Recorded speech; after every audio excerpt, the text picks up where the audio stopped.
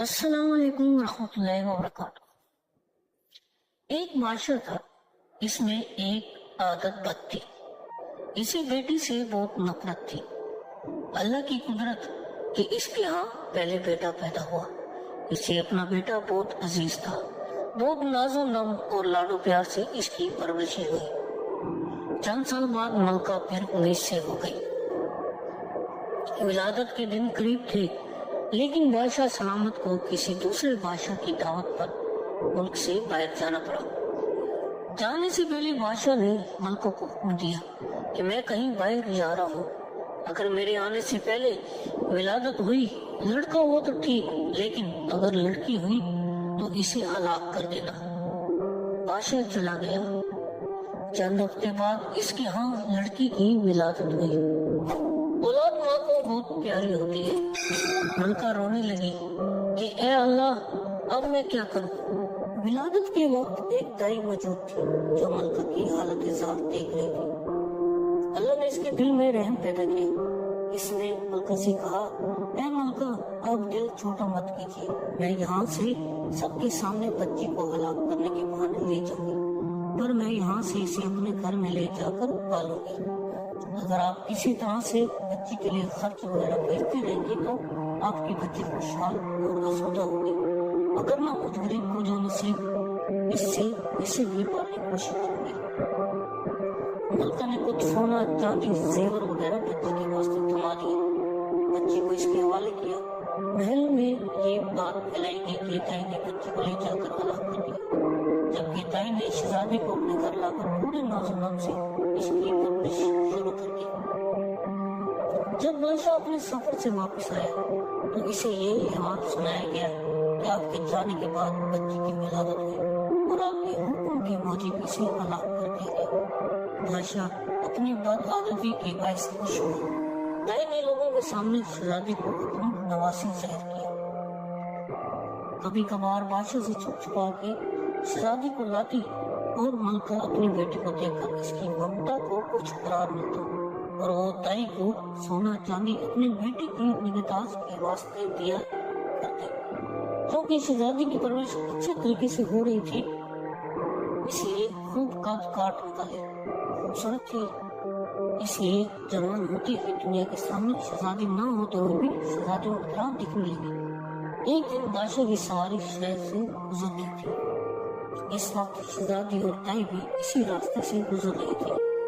بادشاہ کی نظر شہزادی پر پڑی، پوچھا، یہ کون ہے؟ وزیر نے کہا، یہ اس بیچاری عورت کی نواسی ہے۔ بادشاہ نے حکم دیا، مجھے یہ بہت پسند نہیں ہے، کل اس کے گھر میرے لیے رشتہ لے کر جانا۔ کیونکہ حقیقت کا کسی کو پتہ نہیں تھا، اس لیے دوسرے دن وزیر، وکیل وغیرہ دائی کے گھر بادشاہ کے لیے اس کی نواسی کا ہاتھ پکڑنے گئے۔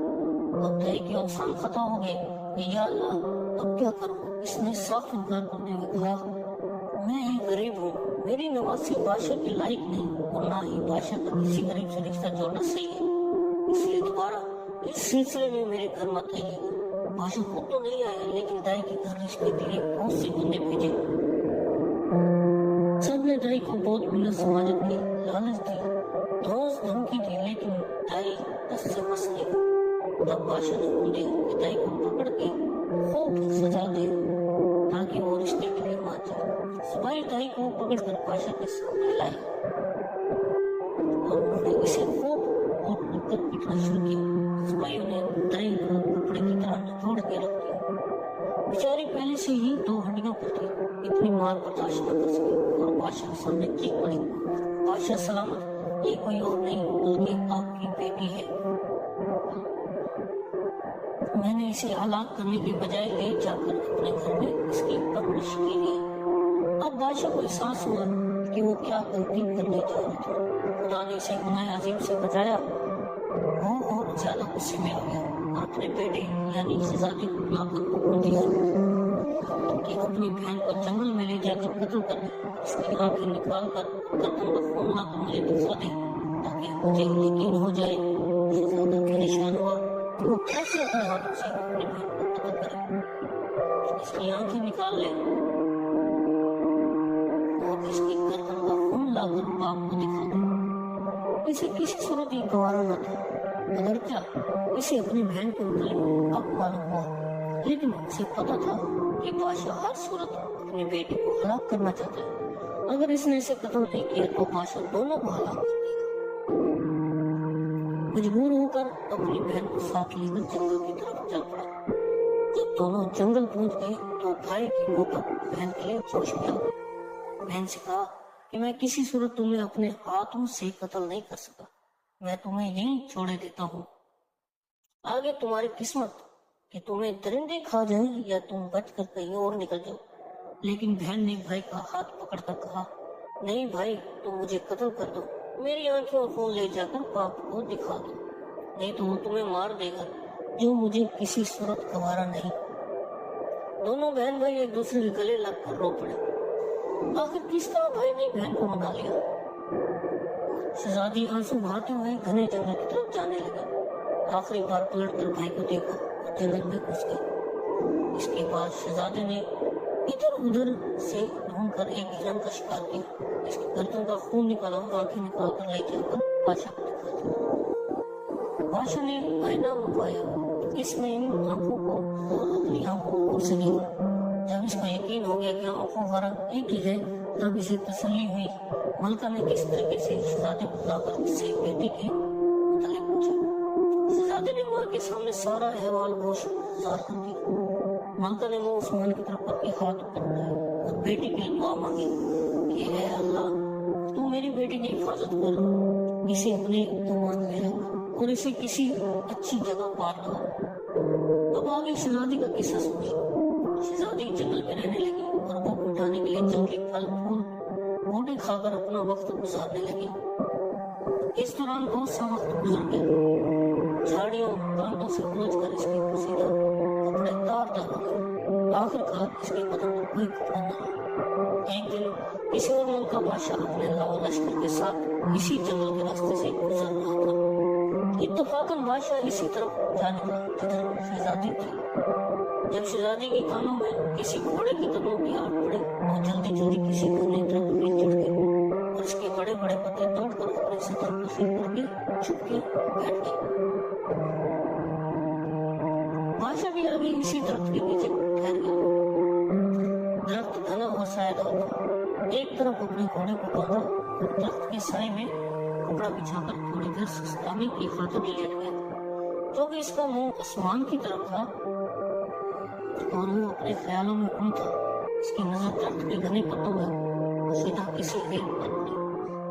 वो उछल कर खड़ा हुआ और बुलंद आवाज से कहने लगा, ऐ अल्लाह की मखलूक, तुम कोई परी हो, फरिश्ता हो, जिन हो या कोई इंसान, जो भी हो अपने आप को जाहिर करो, मैं तुम्हें कोई नुकसान नहीं पहुंचाऊंगा। शहजादी ने पुकार कहा, है मुसाफिर, मैं एक लाचार लड़की हूँ, मेरे जिस्म और कपड़े के नाम पर कुछ भी नहीं है। अगर तुम अपने नीचे पीछे चादर को मेरी तरफ फेंक दो ताकि मैं इसे ढांप कर नीचे करूं और तुमसे बातचीत करूं। बादशाह ने अपने नीचे पीछे कपड़े को उठाया, इसका गोला सा बनाकर उसकी तरफ फेंका।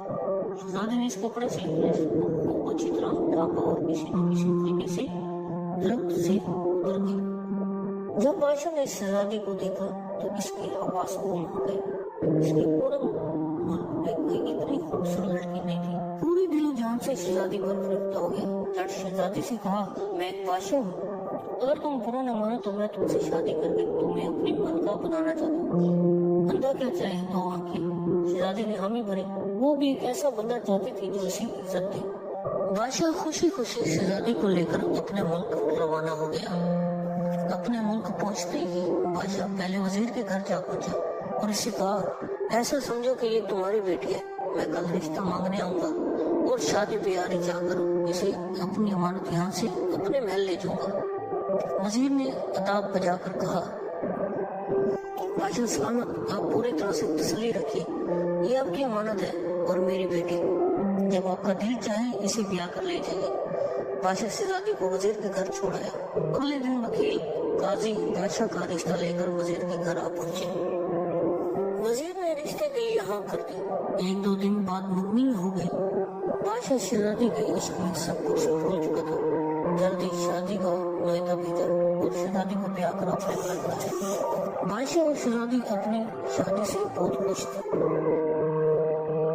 इस दौरान बादशाह ने शहजादी से इसके मुतालिक कुछ नहीं पूछा था।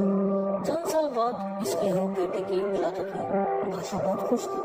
इसने शहजादी से जो अब मलका बन गई थी पूछा, अब जबकि अल्लाह ने हम दोनों को औलाद नरीना से नवाजा है, तुम अब एक बेटे की माँ बन गई, तो मुझे बताओ कि तुम कौन हो, किसकी बेटी हो और किस जगह से तुम्हारा ताल्लुक है।